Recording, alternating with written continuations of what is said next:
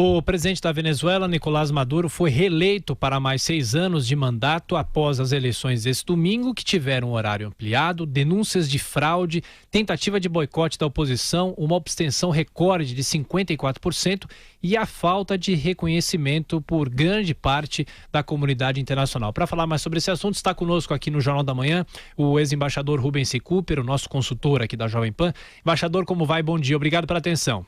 Bom dia, obrigado, hein? Embaixador, é uma eleição que obviamente a oposição diz que não reconhece, só que o que fica dessa eleição é que a oposição na Venezuela não tem força para contestar a vitória de Nicolás Maduro. Como é que pode um país como esse, que vive uma crise sem precedentes, tem uma abstenção de 54% e uma oposição que não tem força para confrontar esse resultado, hein, doutor Recupero? O que está acontecendo lá era muito previsível, né? Porque é o resultado de anos e anos de repressão. Os líderes mais expressivos da oposição estão todos ou exilados fora do país ou estão presos, né? Essa eleição foi preparada durante meses e meses com a exclusão das candidaturas que eram mais competitivas. A pessoa que acabou competindo com Maduro era um opositor praticamente desconhecido, né? Alguém que não tinha nenhuma expressão. Então, é o resultado do que ocorre em regimes ditatoriais, né? Nos antigos regimes da Europa do Leste, as eleições terminavam com vitórias assim, de 98%, 99%, e é o que aconteceu lá, né? O que surpreende na Venezuela não é o que aconteceu, é o que não aconteceu, né? Teria surpreendido se acontecesse, por exemplo, uma grande participação nas urnas, se ele tivesse perdido, né?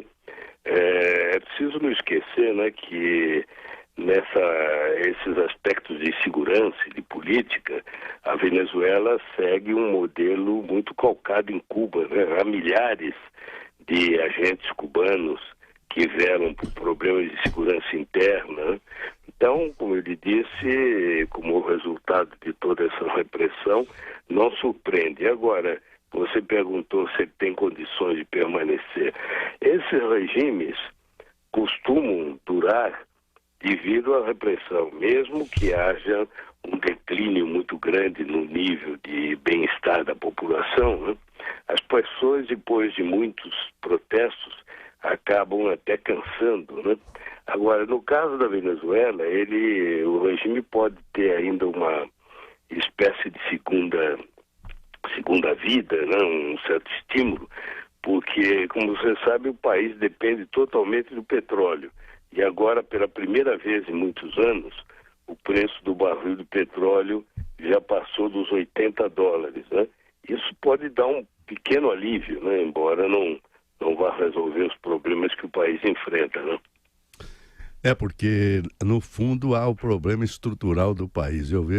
Todo o Brasil sabe que o senhor foi um grande ministro da Fazenda, o sacerdote do nosso Plano Real, mas sua formação é de jurista. O senhor é formado pelo Largo de São Francisco.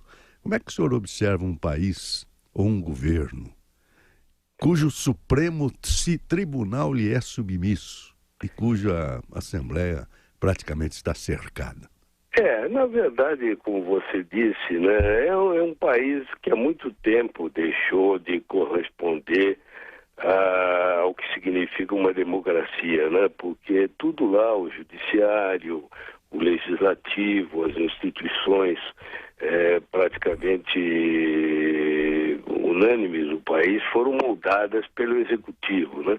Então não há muita surpresa no tipo de decisão que eles tomam, né? E, sobretudo, aquilo que já se comentou muito. No passado, na Venezuela, como em outros países da América Latina, em situações como essa, o árbitro era o Exército, o Exército e as Forças Armadas, né? Mas, no caso da Venezuela, o regime atual teve o cuidado de cooptar, de associar o Exército e as Forças Armadas à sorte do regime, né?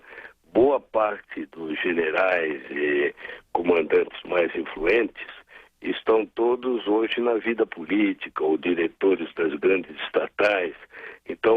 destino deles está intimamente ligado ao destino do atual regime, né? Por isso é que é um país em que a curto prazo não se vislumbra uma saída, né? Não há uma saída democrática e tampouco se vê uma saída não democrática. E como eu disse, a deterioração da situação, que poderia ser uma maneira de cada vez mais desgastar o regime, talvez reduza o ritmo desse desgaste por causa da tendência do aumento do preço do petróleo, que deve persistir algum tempo, né? Porque devido a esses problemas criados agora por Trump com o Irã, isso está criando, como se sabe, muita oscilação, muita variação no mercado de petróleo, né? Aqui mesmo no Brasil, todo mundo sabe, né? Na semana passada o preço dos combustíveis aumentou 3 vezes, né?